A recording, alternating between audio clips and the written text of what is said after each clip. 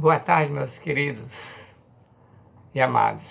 Queremos primeiramente agradecer a Deus por mais um ano que Ele tem nos dado de vida e pelos irmãos que deixaram para nós aí as suas palavras. Nós agradecemos e queremos continuar, se Deus permitir, outros anos servindo ao Senhor com alegria no nosso coração por esse grande privilégio que Ele nos tem dado. Eu quero deixar para os irmãos ainda hoje também uma porção da palavra no Salmo 101 para a nossa meditação. Penso eu que apenas o versículo de número 1, talvez um pedacinho do versículo 2, falando aqui sobre o louvor e a adoração a Deus, pelas misericórdias e pelos juízos do Senhor também. Então vamos ler Salmo 101, vamos ler o versículo 1 e vamos ler também o verso 2. É interessante que cada vez que você vai ouvir as mensagens, tenha à mão um papel, né? Talvez anotar os textos seja mais fácil para depois conferir melhor por causa do nosso tempo. Nem sempre lemos o texto daqui. Diz assim o texto, então, Salmo 101, verso de número 1. Cantarei a misericórdia e o juízo. A ti, Senhor, cantarei. Portar-me-ei com inteligência no caminho reto. Quando virás a mim, andarei em minha casa com um coração sincero. Amém? Bem, a grande possibilidade de que este salmo escrito por Davi fora composto um pouco antes de ele tornar-se rei em Israel. Por isso os verbos não dá para ver assim, provavelmente 13 mais ou menos, varia as traduções, eles estão postos no futuro, indicando decisões que Davi iria tomar neste momento mais especial da sua vida. Então, o Salmo vai revelar o compromisso de Davi em se comportar de acordo com a posição que ele vai assumir como monarca. Davi, mais do que nunca, ele deseja agradar a Deus, vivendo de modo perfeito em sua vida diária, nesta busca de honrar ao seu Deus e Senhor. Os santos, então, em sua caminhada de fé, devem tomar a decisão de viverem a vida que Deus deseja em toda a sua abrangência, inclusive no âmbito do seu lar, evidentemente com o poder ou dependendo do poder de Deus. Então vejamos as decisões que Davi tomou. Primeira delas, os santos devem cantar, como lemos no versículo de número 1. Notamos que a decisão de Davi foi a de cantar louvores ao Senhor, e ele fará com duas motivações em seu coração, que vão reger o seu desejo. Cantarei a misericórdia e o juízo. A ti, Senhor, cantarei. Verso 1. Davi cantará ao Senhor por causa da sua misericórdia. Isso é que vai reger a sua motivação. Evidente que nós devemos louvar a Deus pela sua misericórdia. Afinal de contas, a misericórdia de Deus em ação diz respeito ao fato de Deus não nos tratar como nós merecemos. Veja, o Salmo 51 e o verso 1 diz assim: tem misericórdia de mim, ó Deus, segundo a tua benignidade, apaga as minhas transgressões, segundo a multidão das tuas misericórdias. O Salmo 77, 9 diz: esqueceu-se Deus de ter misericórdias? Ou errou ele as suas misericórdias? Ou cerrou ele as suas misericórdias na sua ira? Melhor dizendo. Salmo 119, 77, venham sobre mim as tuas misericórdias, para que viva, pois a tua lei é a minha delícia. O Salmo 145:9. O Senhor é bom para todos, as suas misericórdias são sobre todas as suas obras. E, finalmente, queremos ler o Salmo 103 e o verso 10, que diz: não nos tratou segundo os nossos pecados, nem nos retribuiu segundo as nossas iniquidades. Pois quanto o céu está elevado acima da terra, assim é grande a sua misericórdia para com os que o temem. O objeto da misericórdia divina, eu, você em Cristo Jesus, reconhece a grandeza, deve reconhecer a riqueza e grandeza de Deus, que foi exercitada a seu favor, a meu favor, uma vez que nós não merecíamos. Nós merecíamos a condenação e recebemos amor e a providência da salvação no Calvário por Jesus Cristo. Por isso, Davi diz, nós devemos cantar louvores pela misericórdia de Deus, que não nos trata segundo nós merecemos. Em segundo lugar, destaque, dentro deste cantar ao Senhor, Davi cantará pela misericórdia, mas ele cantará por causa dos juízos de Deus. Certamente é mais fácil louvar a Deus pelos seus juízos. Ora, por que louvaríamos a Deus? É mais fácil louvar pelas misericórdias. Mas por que louvaríamos a Deus pelos seus juízos? Porque misericórdia e juízo, ambos vêm de Deus. Não é só a misericórdia. O juízo procede também de Deus, procede do Senhor. Nós não podemos remover este atributo ou esta qualidade da pessoa de Deus em nossa adoração, em nosso louvor. Segundo, porque misericórdia e juízo têm sua causa no amor de Deus.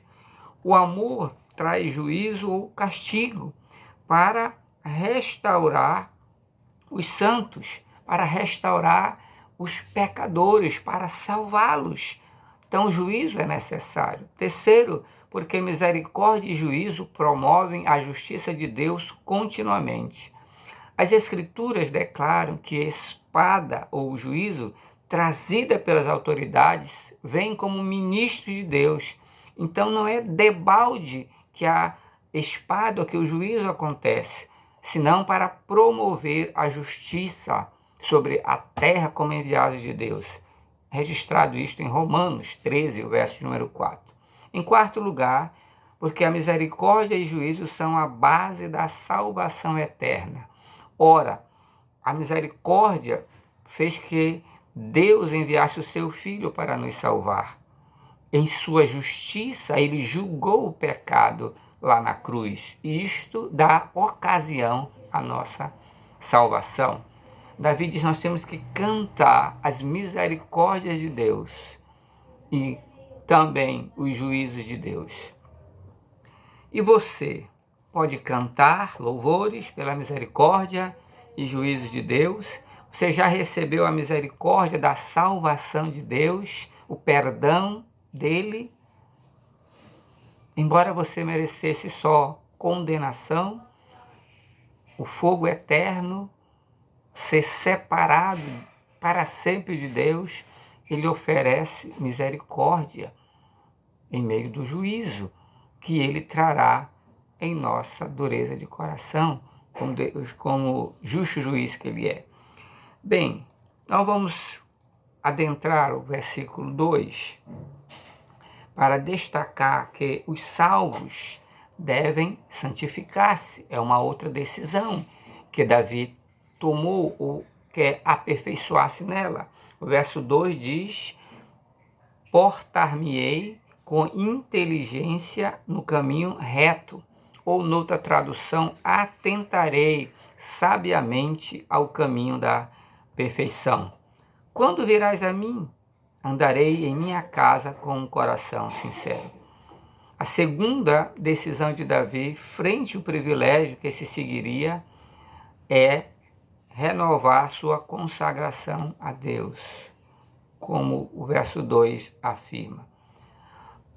As palavras de Davi destacam que a sua consciência constrange a ele ou impulsiona a que a sua posição dada por Deus exige sabedoria para perseguir o caminho da perfeição, para perseguir o caminho reto, para se portar com inteligência e buscar este caminho de santidade diante de Deus. Assim como eu e você também devemos entender do mesmo modo, uma vez colocado na posição de salvos, de servos de Deus em Jesus Cristo, servos do Altíssimo, do Santo de Israel, devemos atentar para o caminho de perfeição em Cristo. Mas Davi, ele acrescenta algo que é indispensável para que este propósito da santificação, do caminho perfeito, da inteligência para alcançar isto, se realize, uma vez que ele indaga aí no nosso texto: quando virás a mim? Quando virás a ter comigo? Então,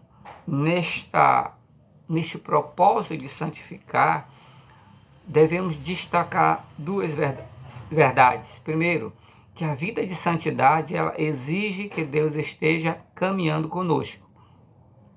O salmista, ao entender esta necessidade, ele exclama e assim revela o seu anseio e expectativa pela visita divina. Quando virás a mim? Quando virás a ter comigo? Amados, é evidente que eu entendo e você deve entender que naqueles dias, nos dias de Davi, o Espírito Santo não habitava de uma forma permanente nos santos. Ele vinha sobre eles para cumprir propósitos divinos de Deus em suas vidas e para o povo de Deus. Mas hoje, com a certeza da presença eterna do Espírito Santo em nós, da presença de Deus, como diz João 14,16, enviarei o Consolador e ele estará para sempre convosco. João 14,16, 17. Então, esta convicção da presença de Deus, nós não precisamos mais clamar neste sentido pela visita de Deus a nós em nossa vida. Nós precisamos permitir que Ele nos conduza no caminho reto. No caminho reto. E como faremos isto? Buscando uma vida piedosa, dedicada, entregue ao Senhor. Palavra de Deus, sua leitura, oração, dedicação da nossa vida, nosso esforço de manter esta vida perto de Deus, como vamos em outras ocasiões falar um pouco mais no segmento ou seguindo esse salmo. Mas a outra verdade que queremos deixar é que, primeiro, essa vida de santidade exige que Deus esteja caminhando conosco. O salmista expressa essa expectativa: quando virás, quando estarás. Mas a segunda verdade é que a vida de santidade tem o seu primeiro desafio no lar, dentro do seu próprio lar. Davi, o servo do Senhor, ele exclama: eu andarei em minha casa com um coração sincero, ou andarei de portas adentro em minha casa com um coração sincero, como for sua tradução. Então é digno de nota que Davi destaca que a primeira esfera do seu dever de perseguir um caminho reto é a sua casa.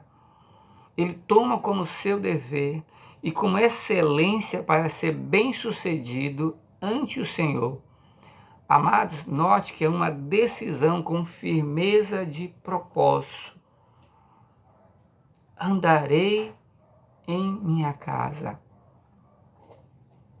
com sinceridade. Ou portas adentro, em minha casa, andarei com o coração sincero. É digno de nota que Davi faz este destaque. É uma decisão com firmeza de propósito necessário de alguém que deseja agradar o seu Deus, um grande desafio que trará também as suas recompensas. Mas, meus queridos, sendo o lar o primeiro campo de desafio para esta vida de um caminho reto, de um caminho perfeito, do caminho de santidade, nós haveremos de ter que destacar algumas verdades, as quais Davi colocou aqui. Mas nós faremos isto numa outra oportunidade. Quais cuidados precisamos tomar para que possamos nos sair bem, sermos bem-sucedidos nesse desejo, neste plano de dedicar, consagrar a nossa vida para nós servirmos ao nosso Deus melhor, para cumprirmos os propósitos de Deus na nossa própria vida. Deus nos abençoe. Vamos orar. Querido Deus, concede-nos a tua graça para cumprirmos os teus santos e benditos propósitos. Ajuda-nos a dar glória ao Senhor, sim, pelas tuas misericórdias, mas também pelos teus juízos. E ajuda-nos a ser vitoriosos, especialmente dentro do lar, onde começa, Senhor Deus, a nossa vida de dedicação, consagração e santidade para contigo. Em nome de Jesus oramos e agradecemos tua bênção. Amém. Obrigado, meus irmãos. Deus te abençoe e obrigado pelas felicitações de todos. Amém. Até mais.